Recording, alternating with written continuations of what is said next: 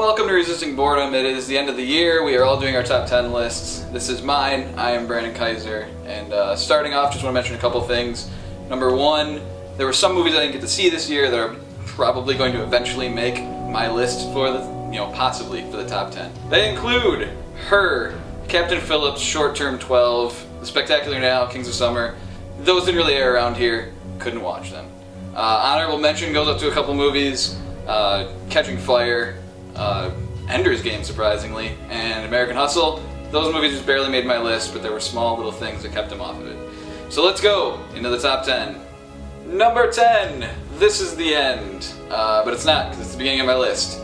Seth Rogen and Evan Goldberg proved that Superbad wasn't a fluke, and here they direct for the first time, and it's pretty impressive for a first time out.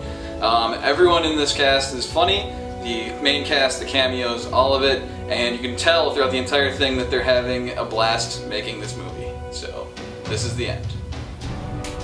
Number 9, Thor: The Dark World. The movie I affectionately call Game of Thor was far better than I was expecting.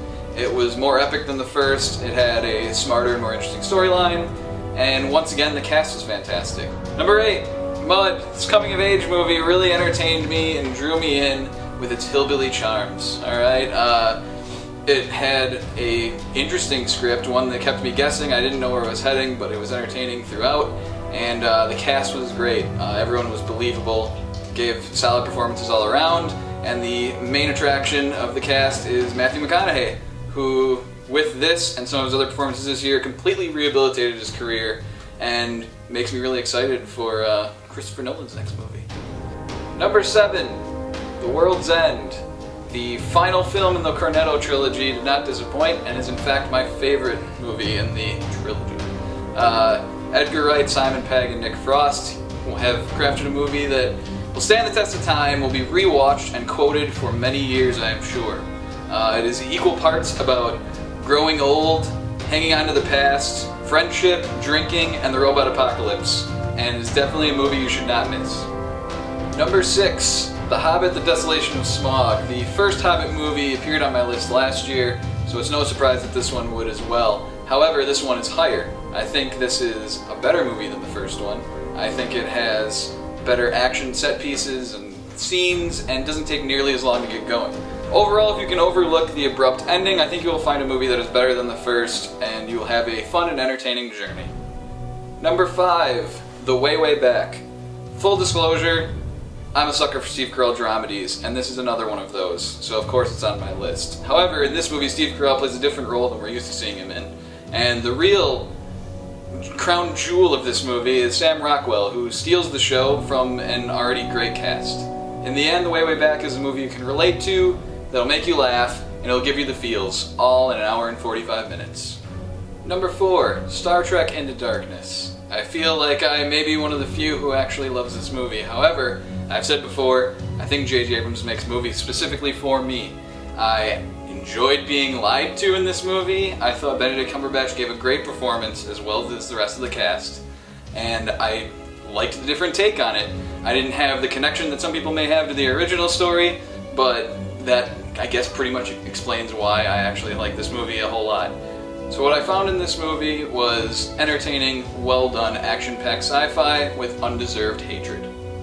Number 3, Gravity. Probably my most anticipated movie of the year, and a movie that had a ton of hype going into it. And I felt it matched it, mostly. I had a couple small issues, but overall, from a technical aspect, this movie was not beat this year.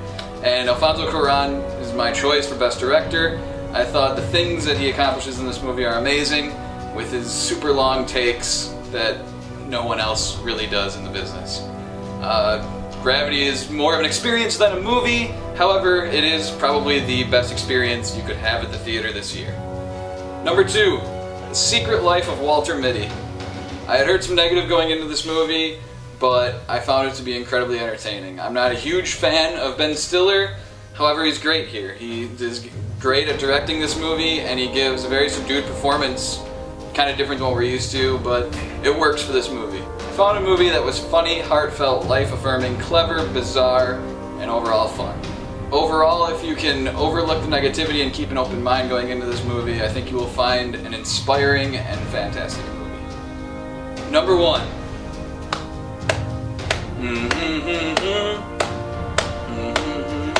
That's right, it was The Wolf of Wall Street. This movie had great trailers, however I was not expecting the experience that I had when I watched this movie. It is far funnier than I was expecting, and everyone here gives great performances, from John Bernthal to Jonah Hill, but the most impressive of all is Leonardo DiCaprio, who gives the best performance I saw all year.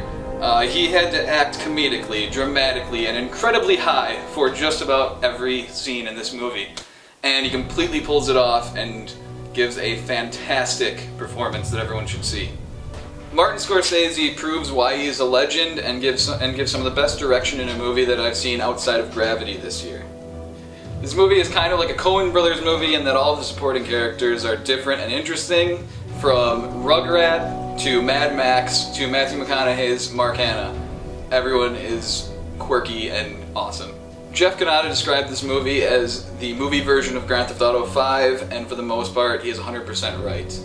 It is for all these reasons and more that this raunchy, crazy, bizarre, weird, but overall awesome movie is my pick for the best movie of 2013. So that was my list. It was a lot of takes, a lot of hyperbole, but I eventually got through it. If you would like to see everyone else's top 10 movies of the year, you can click on one of those annotations. And be sure to like, favorite, subscribe this video, our Facebook, our Twitter, and all those things. Watch the rest of our videos. Check out the videos we're going to make next year. And until then, keep resisting boredom.